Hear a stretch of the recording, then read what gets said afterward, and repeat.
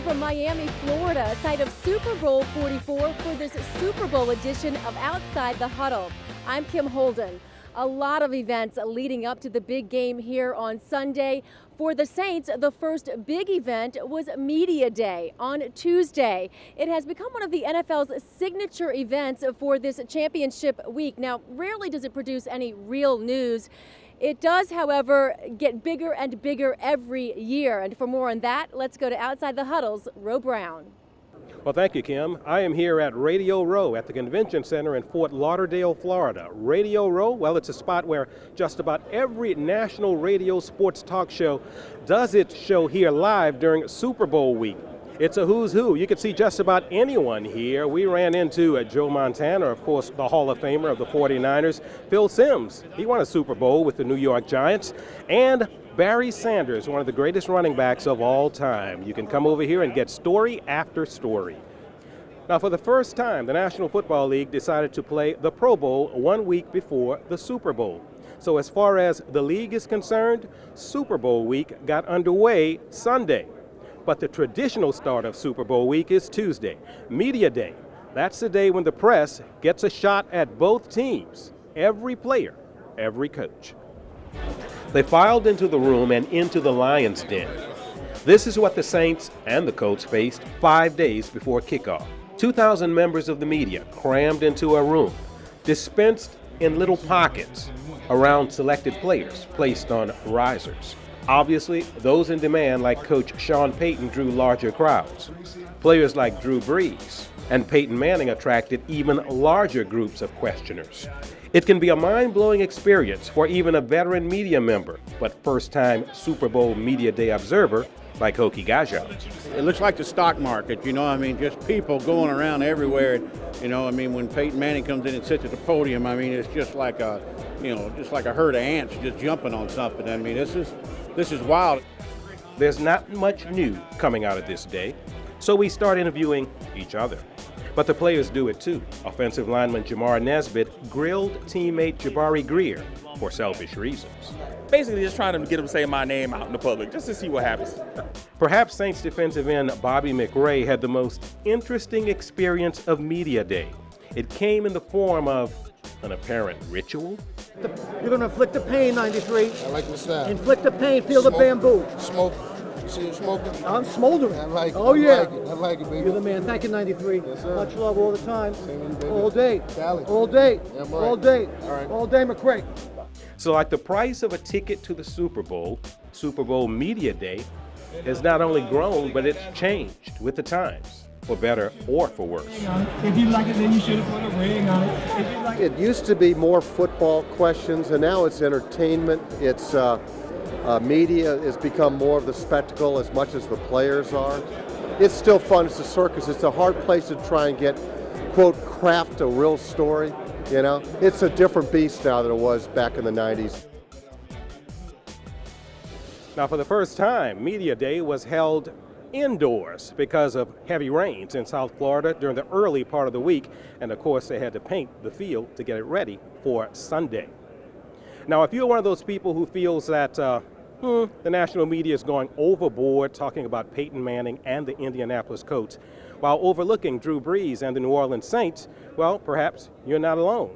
We talked to a future Pro Football Hall of Famer and a guy who is already in the Pro Football Hall of Fame, and it appears they feel your pain. The NFL Network looms large over the proceedings of Super Bowl week, so we went to a couple of the network's employees to get their impressions of Super Bowl 44. And if you think there's an anti-New Orleans feeling, well, not so fast. The number one scoring offense in the league is not the Indianapolis Colts. I think the number one scoring offense the last 2 years is the New Orleans Saints, led by Drew Brees. And I think a lot of people are forgetting that. This guy has played extremely well since he's been there. His numbers are better than Peyton in the last 4 years. Like Drew Brees, Rod Woodson is a Purdue University graduate, so he admits a little bias, but not enough to sway his pick of a winner this Sunday, at least not yet. I'm torn. I haven't made a decision who's going to win yet. I think it's going to be a great game. I don't think anybody's given the Saints a real shot, deep down inside, but I think it's going to be a better game than people believe it's going to be. Future Hall of Famer Deion Sanders is more emphatic about his prediction. I like New Orleans because I think Sean Payton is unbelievable, especially when you give him 2 weeks to prepare. I think he's one of the best play callers in the game. I think he has a tremendous quarterback in Drew Brees, and both defenses are bad. It's going to be a high-scoring game. Now it appears both of those guys feel the Saints will be winners after Super Bowl 44 is all said and done. Kim will be back later on in the show with a look at the Indianapolis Colts and, of course, the homeboy, Peyton Manning. Back to you. Thanks, Ro. When we return to Outside the Huddle in Miami, Who Dat Nation honors a local broadcasting legend with a unique Super Bowl parade. And a little New Orleanian will have a hand in getting Super Bowl 44 started. But first, here are our Saints notes, courtesy of Louisiana Machinery.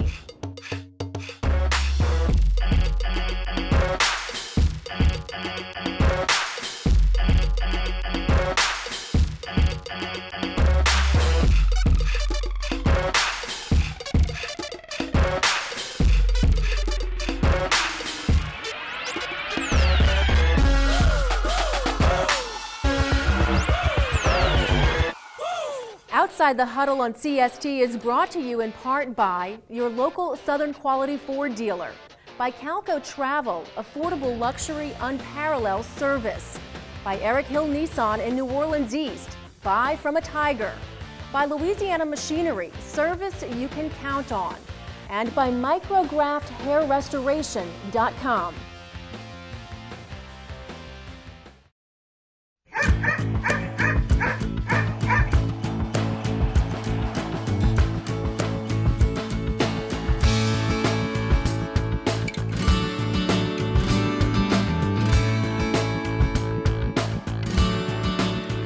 Welcome back to the Super Bowl 44 edition of Outside the Huddle from Miami. You've heard a lot about the NFL Play 60 program for kids during the season. Well, it's the league's initiative to support youth fitness, basically try to get kids to stay active for at least 60 minutes a day. The NFL and the Cartoon Network have partnered together to select the Play 60 Super Kid. She's a young lady from New Orleans, and she was chosen before the Saints ever won the NFC Championship. 7-year-old Wesley Warren of Metairie was the star of the Play 60 Kids Day at Sun Life Stadium in Miami. She got a week in South Florida free, courtesy of the National Football League, and she'll hand off the ball to the referee to start Super Bowl 44. Wesley got the nod as the Play 60 Super Kid after having her essay on fitness judged tops out of 20,000 entries. The question was, how do you be fit and why? Which NFL player inspires you to be fit and why? And so I said Drew Brees, because he has done so much for my city to help New Orleans. And it made me and my friends want to go play outside and have some fun. And in the midst of this special experience for this loquacious little lady, she knows how to drive home the message of Play 60. Stay healthy, live better, and eat healthy food. That's what I gotta say. Don't forget to play outside. That's a really important part. Drew Brees is one of the league's player spokesmen for the Play 60 program. You may remember he even shot a PSA on the White House lawn with President Obama back in November. Legendary sportscaster Buddy Diliberto's career spanned half a century in print, in TV, and radio. He once said if the Saints ever reached the Super Bowl, he would dance in the streets wearing a dress. Well, unfortunately, Buddy D passed away back in 2005, so he's not around to see the Saints in the Super Bowl. But his successor at WWL Radio decided to follow through for the late Buddy D, and he was not alone. For more on that, we go to Dawn Ostrom. That's not just any guy sporting a sparkly dress. That's Hall of Fame quarterback Bobby Hebert. He gave the rallying cry to Saints fans to live out broadcaster Buddy D's promise to parade in a dress. Buddy D would not believe it. The Saints are going to the freaking Super Bowl. Who that? Who that saying gonna beat them Saints? Sunday afternoon, men of all shapes, sizes, and colors, and even a few boys sported their Sunday finest and paraded from the Superdome to Bourbon Street. They were expecting perhaps 5,000, not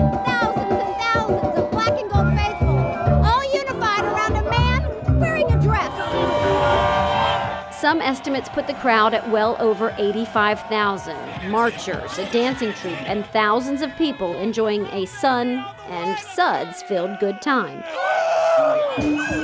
It was so crowded the parade all but stopped on Bourbon Street. It just shows you how much they love the Saints, and it's all a part of Saints history because, you know, they're so passionate about their team. Buddy D was there in spirit. The actual dress he would have worn paraded too. Everybody's been listening to Buddy D since we were kids, since we were 12, 13 years old. We all been calling him in. We loved him. He's gone. Bobby's doing a great job. Hey, who dat? It took us 43 years to be here. We gonna be there. 43 years. We gonna be and we here now. And we never leaving. Who dat? This is incredible. This is what we've been waiting for forever. And this is for Buddy D, baby. This is for Buddy D. Bring the wood. Parish presidents, businessmen, even a horse joined in the dress-wearing fun. If we go to the Super Bowl every year, I'll wear a dress every year. Who that? For Outside the Huddle, I'm Dawn Ostrom.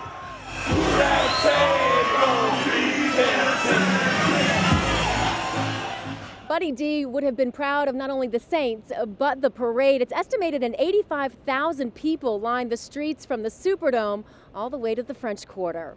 Well, we are in Miami with the Saints in their quest for the title World Champions. After the break, the Saints in the Super Bowl has a special ring to this Saints fan. We'll tell you why. But first, here are our NFL notes sponsored by Calco Travel.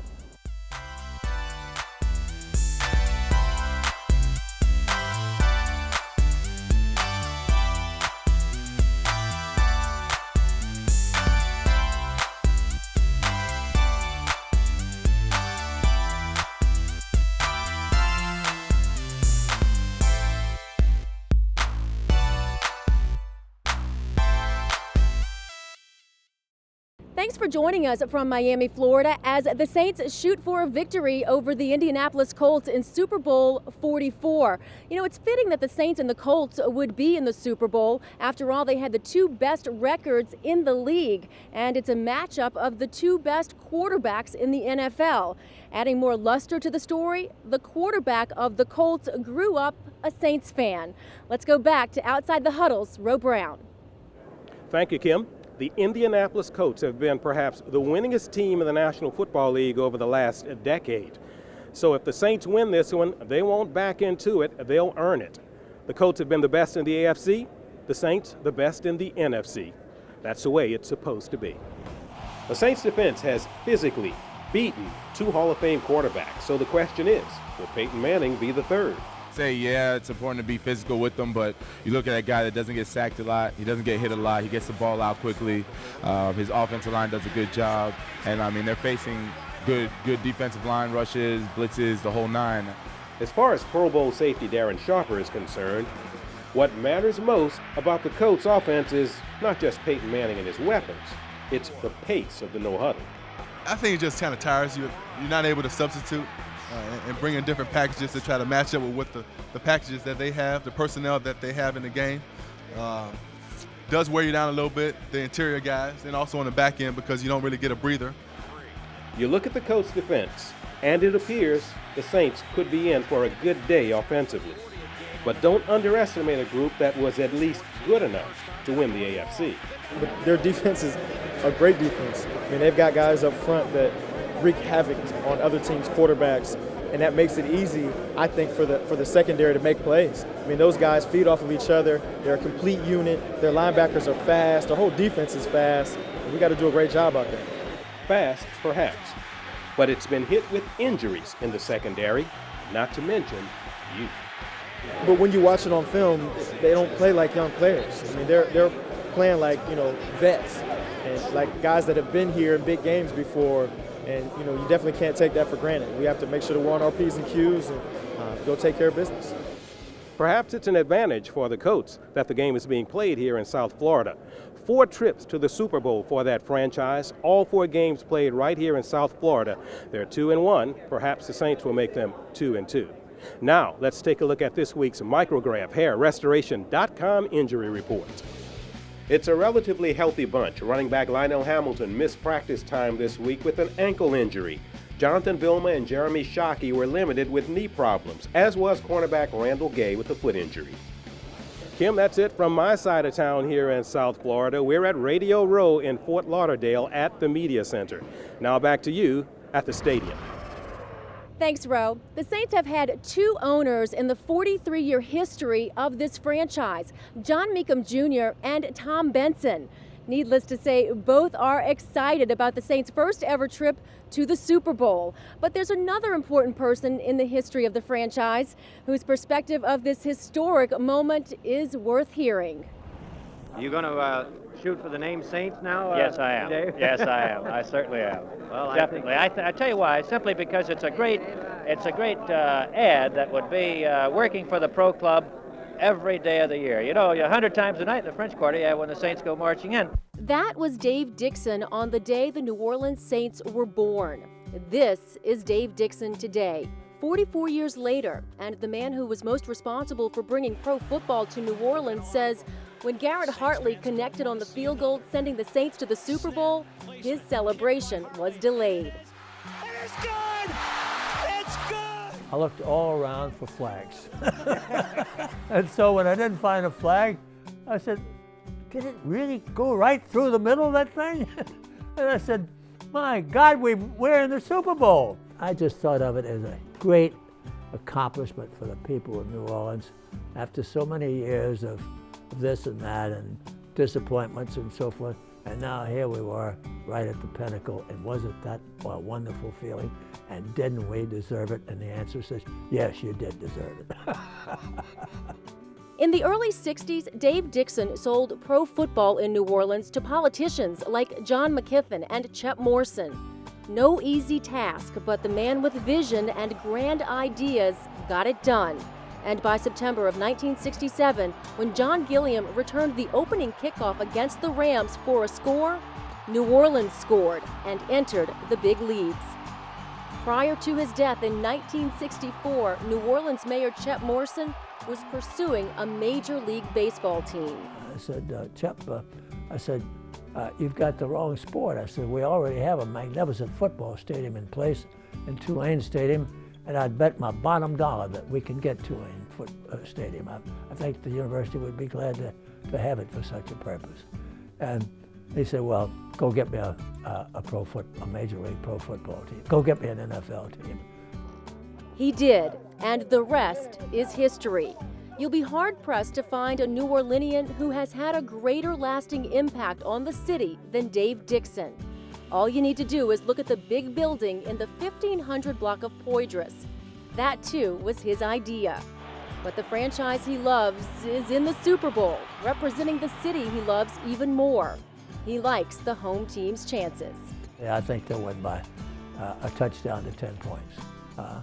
I think it's, I don't know how they will do it exactly, and I know that Peyton is almost certainly the best football player ever to lace up his shoes.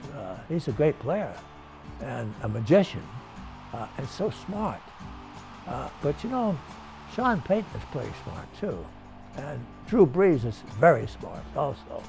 And so I think that we're a match for them. Dave Dixon has had a lasting effect on the sports world outside of New Orleans. He was the founder of the World Championship Tennis League and the United States Football League. We'll be back with more Outside the Huddle, but first, here's our question of the week, sponsored by Eric Hill Nissan.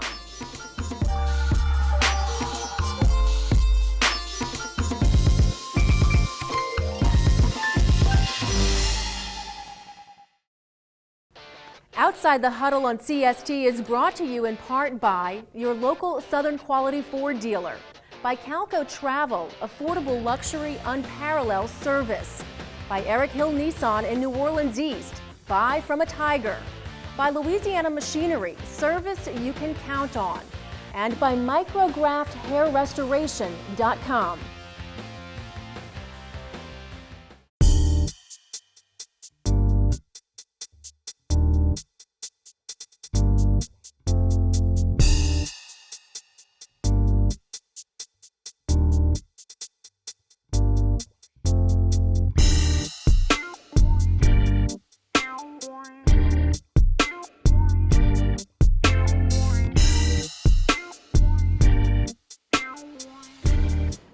back to Outside the Huddle on location in Miami, Florida, site of Super Bowl 44. The Saints have already picked up one victory over the Indianapolis Colts by winning a prestigious award that carries the name of a Hall of Fame coach. It's a big trophy presented to a group of big guys. The New Orleans Saints offensive line beat out the Indianapolis Colts offensive line to become the first ever winners of the John Madden Most Valuable Protectors Award. It recognizes the NFL's best offensive line based on regular season performance, fan voting, and input from a panel of experts, including Hall of Fame coach John Madden. The award is presented by Prilosec OTC. It's great, it's good. It shows, it's a trophy that we all can share together, so it's awesome. What does it say about you guys? Madden picked you guys as the best offensive line in the league. Hey, and Madden knows what he's talking about, so hey. And Drew Brees may have finished second to Peyton Manning in the Most Valuable Player poll, but for the second consecutive year, Drew is the FedEx Air Player of the Year, beating out Peyton Manning for the award. It comes with a $25,000 donation in his name to the New Orleans area Safe Kids USA Coalition. That's our Super Bowl 44 edition of Outside the Huddle. We will be back again next week to report on the Saints' victory over the Indianapolis Colts. Thanks for watching Outside the Huddle. I'm Kim Holden.